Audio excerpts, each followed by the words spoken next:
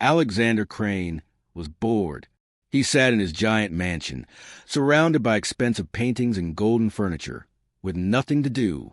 He had 3 swimming pools, 10 cars, and more money than he could ever spend. But tonight, he was so bored he could scream. He looked around his enormous living room. Everything sparkled. Everything was perfect. Everything was boring. Then he saw Nia. She was cleaning the marble floor on her hands and knees, scrubbing quietly in the corner. Nia had worked in his house for 2 years. She was always quiet, always careful, always invisible. Alexander barely noticed her most days. To him, she was just there, like the furniture. But tonight, Alexander wanted to have some fun. Mean fun. "You there," he called out, snapping his fingers like she was a dog. "Nia, isn't it?" Nia looked up. Her brown eyes were calm and steady. "Yes, Mr. Crane? Do you know how to play chess?" Alexander asked, pointing at the expensive chess set on his coffee table. The pieces were made of real marble and gold. He'd never actually played with them. They were just for show. Nia paused. Something flickered in her eyes. Something Alexander didn't recognize. "Yes, sir. I know how to play." Alexander laughed. It was a mean laugh, the kind that made Nia's stomach feel tight. "Really? You?" He laughed harder. "This should be entertaining. Come here. Play a game with me." "Sir, I should finish." "I'm not asking," Alexander said coldly. "I'm telling. Come. Sit." Nia slowly put down her scrub brush. She wiped her wet hands on her apron and walked over to the fancy couch. She sat on the very edge, like she might break something if she sat back. Alexander poured himself expensive wine and grinned like a cat about to catch a mouse. "Let's make this interesting. When I win, and I will win, you'll clean my car collection. All 10 cars. By hand. Tonight." Nia said nothing. She just looked at the chessboard. "But if you somehow win," Alexander continued, still grinning, "which you won't, I'll give you $1,000. How's that? Easy money, right?" He was making fun of her. He thought this would be the funniest thing he'd done all month. "I accept," Nia said quietly. The game began. Alexander moved his pawn forward carelessly. He didn't even think about it. This was a joke to him. He took another sip of wine and looked at his phone, already half ignoring the board. Then Nia moved. Her hand was steady and sure. She moved her knight in a way that made Alexander glance up. It was unusual, not bad, just unexpected. "Lucky move," he muttered. But then she moved again. And again. Each time, her moves were quick but careful. She didn't hesitate. She didn't second-guess herself. Her fingers touched each piece with gentle respect, like they were old friends. Alexander stopped looking at his phone. He sat up straighter. Something strange was happening. Nia wasn't playing like a beginner. She was playing like someone who understood the game. Really understood it. "Where did you learn to play?" he asked, his voice losing its mocking tone. Nia's eyes stayed on the board. For a moment, she was far away, lost in a memory that made her smile, a sad, sweet smile. "My father taught me," she said softly. "He was a chess teacher at the community center in our neighborhood. Every day after school, I'd watch him teach kids who had nothing. No money, no fancy homes, just dreams." Alexander moved his bishop, trying to trap her queen. But Nia saw it coming 3 moves ahead. She blocked him easily. "My father used to say that chess is like life," Nia continued, her voice steady and sure now. "Every piece matters. Even the smallest pawn can become a queen if it's brave enough to keep moving forward." He said that people are like chess pieces. Everyone thinks the king is the most important, but the king is weak. The king can only move one space at a time. She captured Alexander's knight. He hadn't even seen it coming. "It's the quiet pieces that have the real power," Nia said. "The ones people underestimate. The ones people don't see." Alexander's heart started beating faster. He was losing. Actually losing. To his maid. His face got hot. His hands started to sweat. He tried to concentrate. He'd played chess since he was a child. He'd beaten business rivals, college champions, even his own father. He always won. Always. But piece by piece, Nia was taking apart his game. Every move she made was perfect, calm, controlled, like she could see the future. Alexander realized something terrifying. Nia wasn't just good at chess. She was brilliant, and he had made a terrible mistake thinking she was anything less than that. The board told a story now. Alexander's pieces were scattered and confused. Nia's pieces worked together like a team, like dancers who knew every step. Check, Nia said quietly. Alexander's king was trapped. He moved it to safety, but his hands were shaking now. How was this happening? How was he, Alexander Crane, billionaire, genius, winner of everything, losing to someone he'd treated like she was invisible? Then Nia did something that made Alexander's blood run cold. She sacrificed her queen. She just gave it away. Let Alexander take her most powerful piece. Alexander grabbed it, confused but hopeful. Maybe she'd made a mistake. Maybe. Checkmate, Nia said. Alexander stared at the board. His mouth fell open. She was right. Her remaining pieces had created a trap so perfect, so beautiful, that there was no escape. His king couldn't move anywhere. The game was over. He had lost. Completely. Totally. Lost. The room was silent, except for the ticking of the grandfather clock. Alexander couldn't move, couldn't speak. His entire world had just flipped upside down. Nia stood up slowly. She smoothed her apron and looked at Alexander with those calm, steady eyes. "My father died 3 years ago," she said softly, "but he taught me that every person has value. Every single person. Not because of their money or their big house or their fancy clothes, but because of what's inside them, what they choose to do, how they treat others." She turned to walk away. "Wait," Alexander said. His voice cracked. "Wait, please." Nia stopped at the doorway. She didn't turn around. Alexander stared at the chess board like it might explode. His perfect pieces were defeated, destroyed, and worse than that, his pride was shattered into 1,000,000 tiny pieces on that marble and gold board. "I don't understand," he whispered. How did you see all of that?" Nia finally turned. Her face wasn't mean or proud. She just looked tired. Tired of being invisible. Tired of being treated like she didn't matter. "Because I pay attention, Mr. Crane," she said. "When you're someone like me, you learn to watch. You learn to notice things. You learn to think 3 steps ahead because you have to. Life doesn't give people like me second chances." Alexander felt something break inside his chest. Shame. Hot, burning shame. He thought about all the times he'd walked past Nia without saying hello. All the times he'd snapped his fingers at her like she was nothing. All the times he'd had important guests over and introduced them to his expensive art, his rare wine collection, his vintage cars, but never once introduced Nia, even though she was standing right there. "Sit down," Alexander said. But this time, his voice was different, softer. "Please, I want to understand." Nia hesitated. Then she sat back down, but she sat up straight this time, not on the edge of the couch like before. She sat like she belonged there. "My father worked 3 jobs," Nia began. "He cleaned offices at night, fixed cars in the morning, and taught chess at the community center in the evenings. He was always exhausted. Always. But he never missed a single chess lesson. Never." Her eyes got watery, but she didn't cry. She was too strong for that. "He told me that rich people think money makes them smart, but money just makes you comfortable. Real intelligence comes from struggle, from having to figure things out when nobody helps you, from looking at a problem and finding solutions that nobody else can see." Alexander felt like she'd just punch him in the stomach, because she was right. Everything in his life had been easy. His father had given him money to start his business.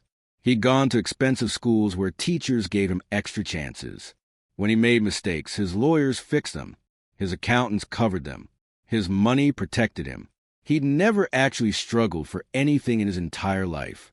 "Every move you made tonight," Alexander said slowly, "you were thinking about my next move, and the move after that, and the move after that." "Yes," Nia said simply. That's what my father taught me. In chess and in life, you can't just think about right now. You have to see the whole picture.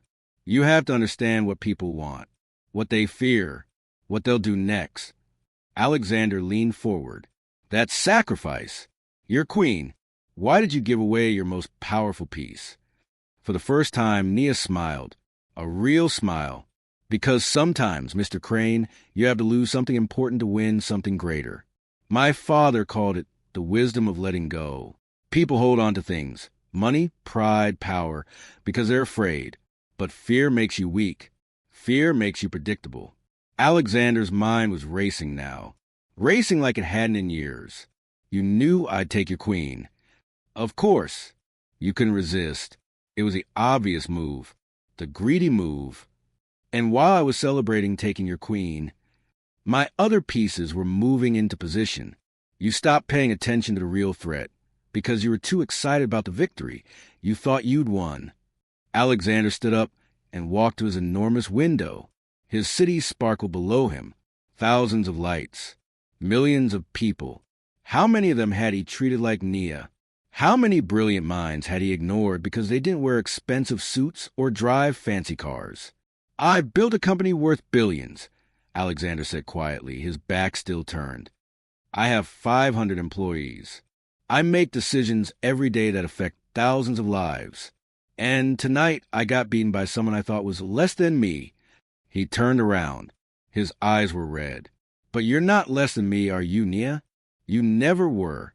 I was just too blind and too arrogant to see it. Nia stood up too. Mr. Crane, may I be honest with you? Please. You surround yourself with people who tell you yes. People who agree with everything you say because you pay their salaries. You think you're seeing the whole chessboard, but you're not. You're only seeing the pieces that look like you, talk like you, think like you. Her words hit Alexander like arrows. True arrows. Your business meetings, Nia continued, her voice getting stronger. I serve coffee during them sometimes. I hear things. Last month, you almost signed that deal with Titanium Industries. Your whole team said it was brilliant. They congratulated you. They celebrated. Alexander remembered. It had been a huge deal.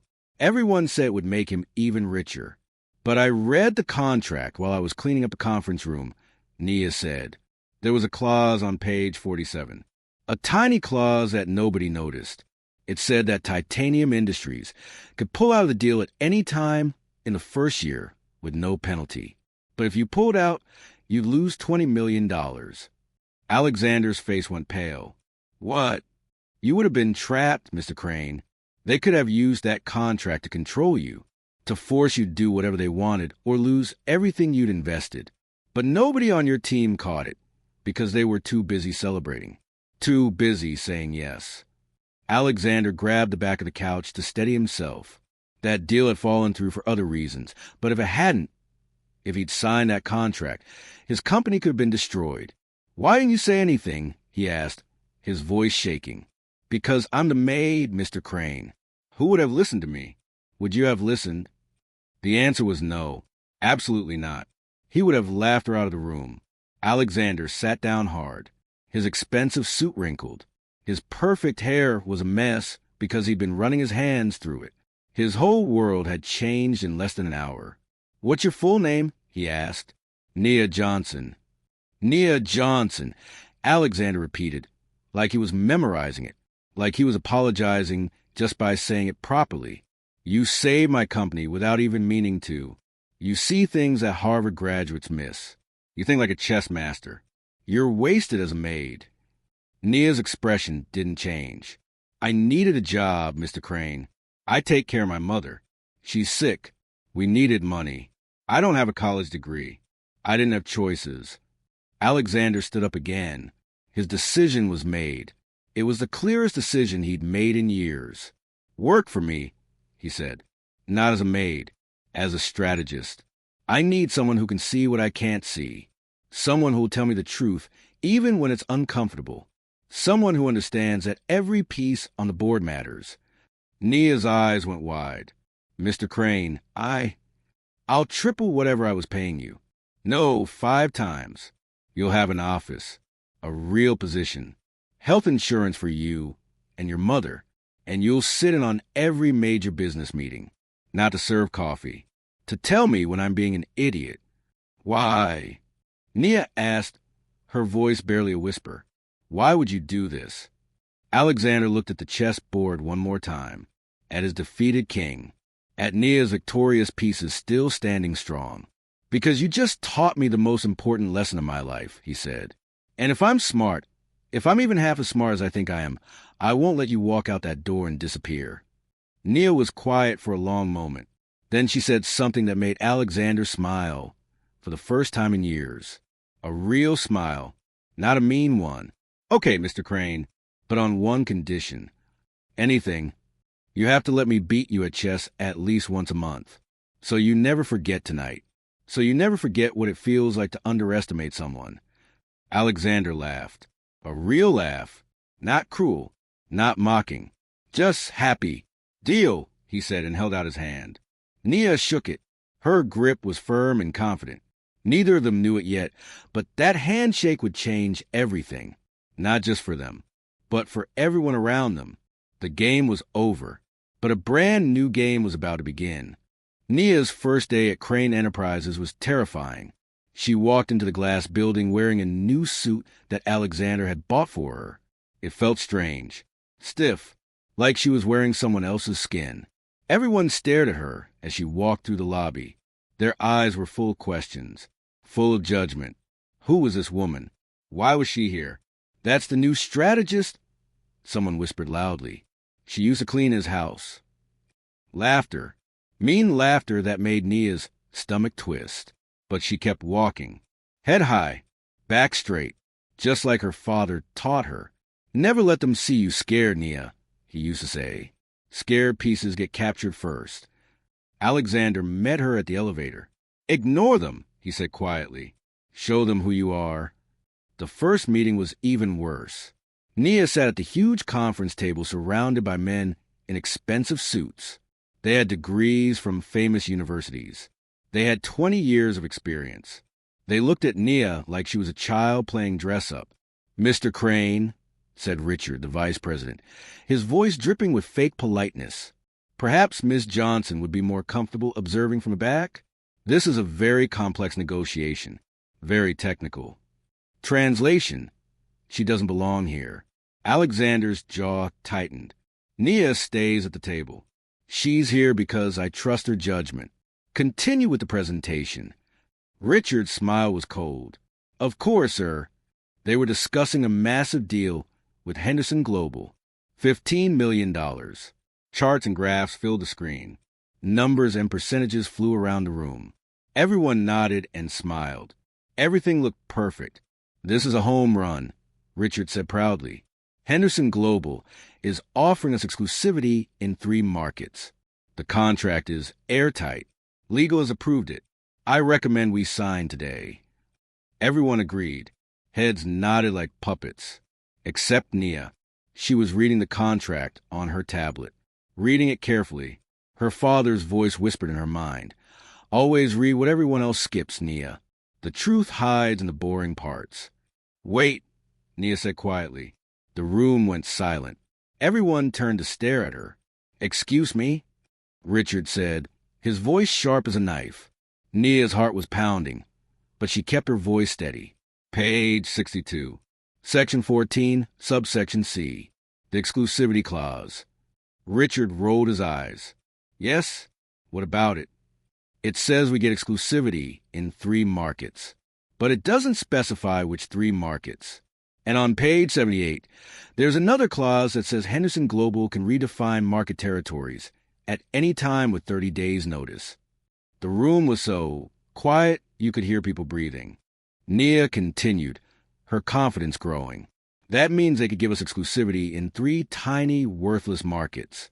And if those markets become valuable later, they can just redefine the territory lines and take them back. We'd have no control, no real protection. Richard's face turned red. That's not. Legal approved this. Did legal read all 147 pages? Nia asked calmly. Because this trap is hidden across multiple sections. You have to read them together to see it. Separately, they look fine. Together, they're a trap. Alexander stood up slowly. He walked to the screen and pulled up the pages Nia mentioned. His face went pale as he read. "She's right," he said, his voice tight. "This contract is a trap. A very expensive trap." He turned to Richard. "You told me this was airtight." Richard stammered. "Sir, we—" Legal said. "Legal didn't catch it," Alexander interrupted. "But Nia did, in one read. Her first week here." He looked around the room. "Anyone else see this problem? Anyone?" Silence. Embarrassed silence. Alexander turned to Nia. His eyes were full of respect. "What do you recommend?" Nia took a deep breath. "We go back to Henderson Global. We tell them we caught their game. We demand specific market names written into the contract. No vague language. No redefining territories. And we reduce our offer by $2 million as a penalty for wasting our time with a trick contract." Richard gasped. "We can't do that. They'll walk away." "Then let them walk," Nia said firmly. "A bad deal is worse than no deal. My father used to say, better to have no pieces on the board than pieces working against you." Alexander smiled. A huge smile. "Make it happen, Nia. You're leading this renegotiation." The meeting ended. Richard left quickly, his face red with anger and shame. But the other board members stayed behind. They gathered around Nia. "That was impressive," said Margaret, the CFO. "I've been doing this for 25 years, and I missed that completely." "How did you see it?" asked James, the head of operations. Nia thought about her father, about all those nights at the community center, teaching kids who had nothing that their minds were worth everything. "I learned to look for what people don't want me to see," she said simply. Over the next 6 months, everything changed. Nia found 3 more problems in 3 more contracts. She saved Crane Enterprises over $30 million. She redesigned their negotiation strategy using chess principles. She taught the team to think 3 moves ahead. And Alexander changed too. He started listening more, talking less. He visited the lower floors of his company and learned the names of the janitors, the security guards, the cafeteria workers. He asked for their opinions. He discovered that the people he'd ignored had incredible ideas he'd never heard. His company didn't just survive, it thrived. Because Alexander finally understood what Nia had tried to teach him. Every piece matters. 6 months after their first chess game, Alexander invited Nia to his office. "I have something for you," he said, sliding a folder across his desk. Nia opened it. Her eyes went wide. It was a scholarship fund, in her father's name, for kids at community centers who wanted to learn chess but couldn't afford lessons. "I called it the Marcus Johnson Chess Foundation," Alexander said quietly. "Your father's legacy should live on. Every kid who couldn't afford lessons will get them for free. And every year, we'll give scholarships to 10 kids to go to college. Full ride, no matter where they come from." Tears ran down Nia's face. Real tears. Happy tears. "Thank you," she whispered. "Thank you so much." "Thank you," Alexander said. "You saved more than my company, Nia. You saved me. From myself." That evening, they played chess again, in Alexander's office. But everything was different now. The chess set sat between 2 equals, 2 friends, 2 people who understood that life, like chess, isn't about where you start. It's about how you move, how you think, how you treat the other pieces on the board. "Your move," Nia said with a smile. Alexander studied the board carefully, thoughtfully, with respect. "You know," he said, "I used to think winning meant crushing everyone around me, being the last king standing. But you taught me something better." "What's that?" "Winning means making sure everyone on your side gets to play their best game. The real victory isn't defeating others. It's lifting them up." Nia captured his knight. Checkmate in 4 moves. Alexander laughed. "You always see it before I do. That's why you pay me, Mr. Crane." "Alexander," he corrected. "Just Alexander. We're equals now." "Okay, Alexander." Outside the window, the city sparkled with possibility. Somewhere out there, a kid at a community center was learning chess, not knowing that soon they'd get a scholarship that would change their life, not knowing that a maid and a billionaire had played a game that changed everything, because that's the secret of chess, the secret of life. Every pawn can become a queen. Every person has value. Every small move matters. And sometimes, the people you underestimate are the ones who will teach you the most important lessons you'll ever learn. Nia smiled as she reset the chessboard for another game. Alexander smiled too. And somewhere, Marcus Johnson smiled down at his daughter, proud of the queen she'd become. If this story touched your heart, don't forget to share it with someone who needs to hear it today. Subscribe to never miss stories that inspire, challenge, and transform the way we see the world and each other. Because every story, like every person, has the power to change everything.